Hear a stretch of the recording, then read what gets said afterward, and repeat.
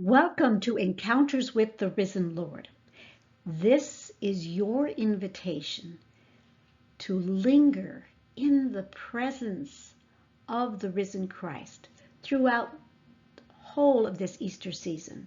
We will fill these weeks with the various resurrection stories that are rich and wonderful, that we have heard but rarely gathered together into one place. Now, these materials were created and developed over several years. I have presented them on retreat, in person, and online. But this year, I've created an abbreviated version. It's smaller, lighter, but because of that, it's good to go, and we're hoping can travel more widely and reach more people.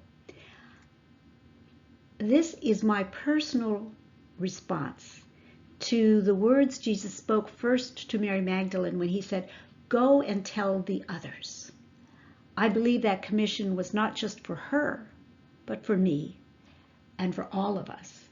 And so I invite you to partner with me in getting out the good news. Christ is risen. Indeed, he is. Feel free to share these emails with anyone you know.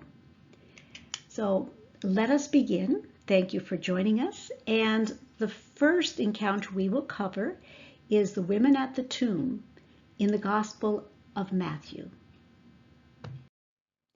Let's set the scene by finding out where things left off on Good Friday. Here are each of the closing lines of the four evangelists. Mark wrote, "Joseph then rolled a stone against the door of the tomb. Mary Magdalene and Mary, the mother of Joseph, saw where the body was laid." In Matthew, "He then rolled a great stone to the door of the tomb and went away. Mary Magdalene and the other Mary were there, sitting opposite the tomb." In Luke, "The women who had come with him from Galilee saw the tomb and saw how his body was laid. They then returned and prepared spices and ointments, and on the Sabbath day they rested according to the commandment." And John, "And so because it was the Jewish day of preparation and the tomb was nearby, they laid Jesus there." This is where the sun goes down on Good Friday. That closing line in Matthew, every time I hear it, it stuns me. Mary and the other Mary were there, sitting opposite the tomb. How long did they stay? Night was coming with all the dangers that darkness brings, and this was Sabbath's eve. They were bound by law to be home, to stay and not to move about till Sabbath's close, a day away. Still, there they sat upon a stone that grew ever colder as the sun withdrew. The chill they felt was not from the stone. It was in their very bones. They sat among the graves, as silent as the graves, and they stared, petrified with grief. They stared at that huge stone that had been rolled in place, sealing their Lord, their love, their hope, and their life inside, that immutable, immovable stone. The final scrape and thud of its moving into place echoed still. So final, so hard, so heavy. For how long did they stay and stare? We do not know. In the lines that follow, Pilate sends guards to watch the tomb, which would have clearly driven them to leave. And at some point, they made their way through the rocks, along the pathways to some place they could collapse. Did exhaustion allow them to sleep, if only fitfully? Or did sleep elude them? Did they dream? If so, what terrors did their dreams hold? Somehow, after 2 such nights and an interminable day of enforced immobility, the light of a coming day released night's hold, and they followed where their hearts led. I invite you now, my friends, to come and to enter into this scene as one of the characters. Come as you are. Come as the person who has known him, has loved him. Rise from your fitful night of little sleep. The Sabbath is over. The long Sabbath of waiting, of restless reliving. It is over. Come, before the sun is fully up, its brightness would be too cruel. Come, there is no more rest to be had upon your bed. Wash your face, fasten your sandals, and come. It is a work day, the first day of a new week, the first day of a life without him. Still, there is only one place to be this day, the place where they laid him. Come, because you cannot not come. A reading according to the Gospel of Matthew. After the Sabbath, as the first day of the week was dawning, Mary Magdalene came with the other Mary to inspect the tomb. Suddenly there was a mighty earthquake as the angel of the Lord descended from heaven. He came to the stone, rolled it back, and sat on it. In appearance he resembled a flash of lightning, while his garments were as dazzling as snow.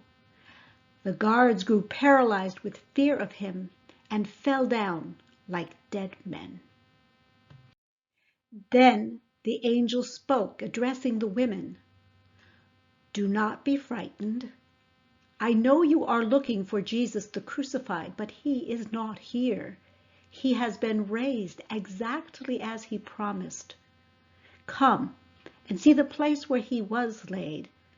Then go quickly and tell his disciples he has been raised from the dead and now goes ahead of you to Galilee, where you will see him. That is the message I have for you. They hurried away from the tomb, half overjoyed, half fearful, and ran to carry the good news to his disciples. Suddenly, without warning, Jesus stood before them and said, Peace. The women came up and embraced his feet and did him homage. At this Jesus said to them, Do not be afraid. Go and carry the news to my brothers that they are to go to Galilee, where they will see me. Now, while they were on their way, some of the men from the guard came into the city and reported to the chief priests all that had happened. And when they had assembled with the elders and consulted together, they gave a large sum of money to the soldiers and said, You are to say, his disciples came at night and stole him while we were asleep. And if this comes to the governor's ears, we will appease him and keep you out of trouble. And they took the money and did as they had been instructed. And this story was widely spread among the Jews and is to this day. I invite you to consider, how familiar is this particular version of the resurrection? There are details here that we recollect, but that we don't often picture on the scene.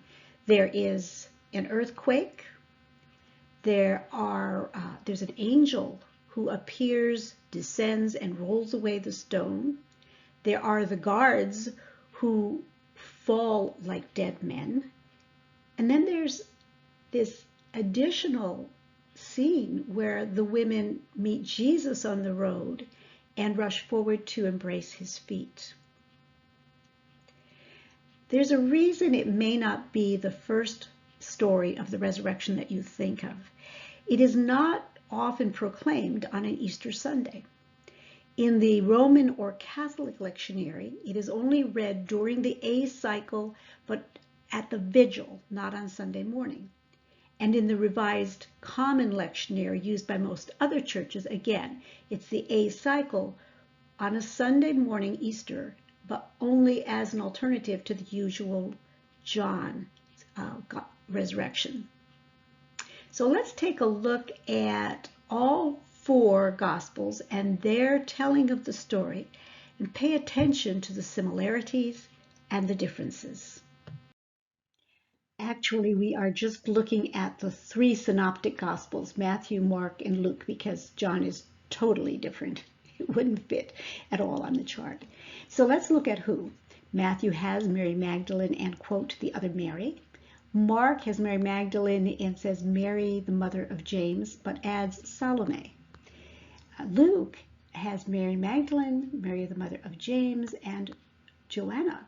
But later in the retelling refers to the other women were with them and telling these things to the apostles. So 3+. As to what happened, only Matthew has that incredible detail about the earthquake. Where did these women first encounter the news? In Matthew, they are outside of the tomb. In Mark and in Luke, they both enter the tomb. Who did they encounter? Well, in Matthew, as we know, we have the story of the angel coming down and the description all about that. Mark has a young man sitting to the right and wearing a white robe. Luke has two men who suddenly stood near them, and these men are wearing gleaming clothing. Their initial reaction, the emotion of the scene, we assume they must be afraid, or maybe that's just how angels are. But the first thing the angel says is, do not be afraid. Mark says they are amazed, and Luke says they were terrified. So what is the message given them? What are they told? And what do they do? The message in Matthew and in Mark are basically the same, that he has been raised and he goes ahead of you to Galilee. Tell the apostles to meet him there. Luke gets a little bit hypothetical. Why are you seeking the living among the dead? And then teaches them a little bit. Remember, he told you all this, and so on. So what do? Well, in Matthew, they are fearful but are overjoyed, and they do exactly what they're told. They run away to go tell the good news in a great hurry. Mark, they go out, they flee, and for trembling and astonishment has overcome them, and they say nothing to anyone because they're afraid. In Luke, they take these words to heart, and they go to report everything that they have heard to the disciples. Okay, so the ending for each one, Matthew, as we have read, has this additional marvelous scene of the encounter of the women with the risen Jesus, who tells them the same news that the angel did, but allows them this intimacy. Mark does have an addendum, even though the gospel actually ends there, where he goes on to say that Mary Magdalene was the first one to see the risen Christ and how she faithfully told the apostles, but they didn't believe her. And Luke similarly has them faithfully tell, but they don't believe. They think it's nonsense. Peter actually does kind of check it out here, but it just goes away wondering what the heck happened. So in his case, it's doubt, maybe confusion. The actual, what else is in this gospel before the final ending? As we mentioned, Matthew has this, the guards given the story that they spread about. And then both Matthew and Mark have the 11 go to Galilee, and Jesus appears to them there, commissions them, and then ascends. Luke's different. He has other appearances of the risen Lord at Emmaus in the upper room, and then the ascension in the upper room. Interesting, is it not, when we see all four Gospels laid alongside one another, and we can notice the consistencies and the inconsistencies. And I think even more instructive and interesting is how that jives with our impressions that we carry around inside of us of what happened. We are advised by the words that we have heard, the words that we may have seen, the versions we choose to read or someone chooses to tell. We are further instructed by the images which we have seen. And I think it's especially rich and instructive to take a look at what artists have decided to depict down through the ages. They too had four gospel versions in front of them and made choices about what to include, what not to include. So let's take a look. Here we have a very early depiction of the resurrection. It is done by Duccio de Buonosegna in the 14th century. He's from Siena. He's following a fairly Byzantine style, but he's considered one of the founders of Western art because of the way that he softens the figures with warmth and emotion. And he is going to, of the various ones we look at, maybe be the most consistent with Matthew. We do have the angel sitting on the tomb, and the encounter happens outside of the tomb. But we have three women instead of two.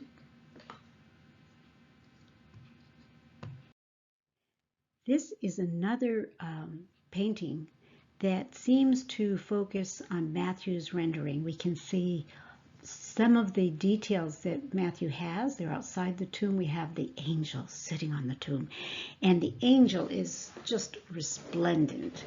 We also have the guards who have fallen to the ground in a stupor. They do appear to be dead. The women are three, though, again, not two. Interestingly enough, too, the Jerusalem in the background is said by art historians to probably very closely resemble what the skyline of Jerusalem in actuality was during the lifetime of Van Eyck in the 15th century.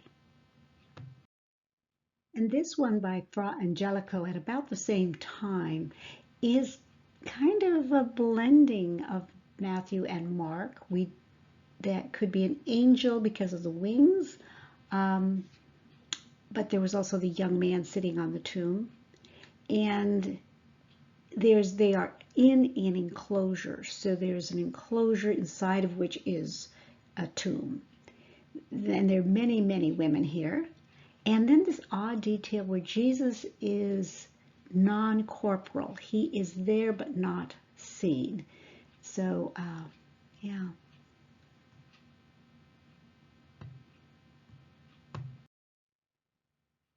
This one is quite a bit later by Annibale Carracci, about 1600, also inspired by Matthew. These are the ones I was looking for this presentation. They are on the outside. The angel is indeed seated, and again, three figures instead of two. One of the interesting things, and I don't know how well you can see it, but way down in the lower left-hand corner, we have figures who appear to be fleeing. Perhaps those are meant to be the guards. I cannot say for sure. And here we move to the Lucan version, where we have two men who appeared in gleaming clothing and a multitude of women.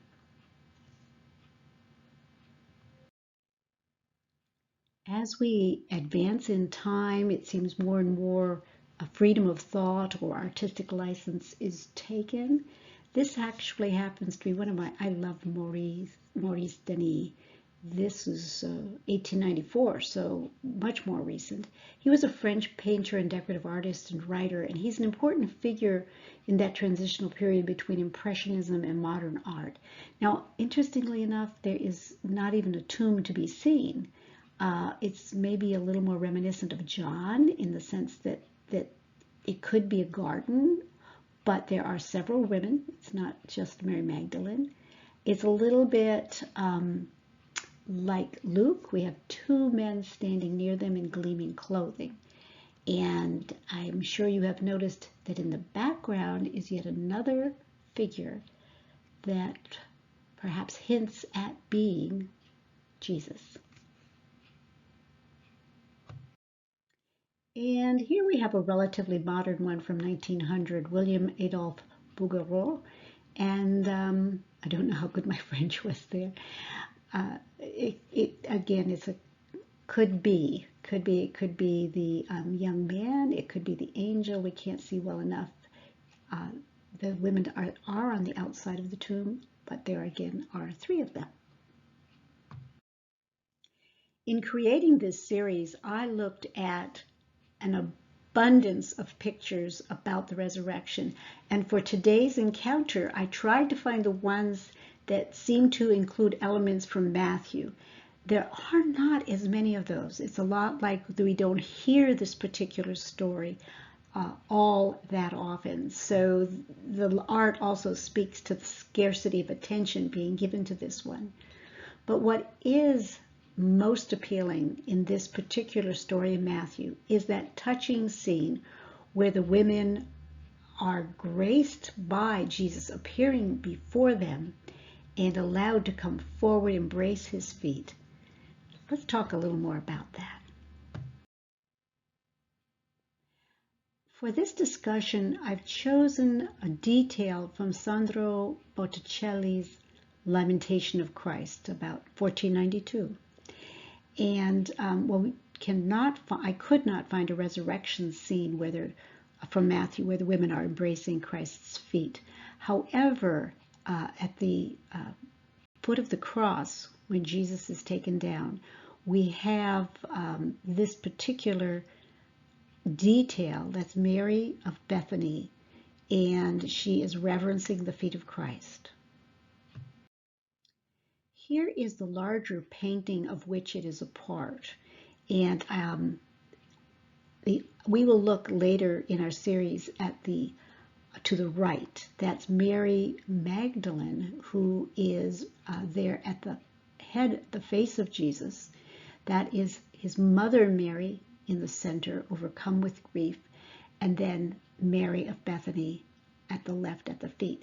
And I can give you a couple little cues here. Looking at art, one of the shorthands is that Mary Magdalene will almost always be wearing red, and Mary of Bethany will almost always be wearing green, because art copies art. And after a while, just like Mary, the mother of Jesus, is usually wearing blue, although not in this case. So that's a little shorthand for telling your Marys apart, although you can't take that to the bank. I do find it interesting that each of them is placed where they are. In this detail of Mary of Bethany at the feet of Jesus, it is evocative, a remembering of what happened only days earlier when she anointed the feet of Jesus and dried the nard and ointment off with her hair. So in looking at this, in some ways, we are also recollecting what happened at the dinner that they gave for Christ. But I have chosen this very intimate portrayal as a reminder of the women who followed Jesus, and Luke says in 8:3, provided for him out of their means. By this we can assume, the necessary care of buying food, serving food, as well as cleaning and mending clothing, and so on. And we have stories of how women washed and kissed his feet, dried them with their hair, reached out to touch him, anointed him with oil, about his being physically available to them. So this scene of the women embracing the feet of the risen Jesus symbolizes their physical closeness to him, and he to them. The physicality of their relationship is undeniable. I think that this can both appeal to us and challenges us. Challenge us. I'd like you to think for a moment about your take on that.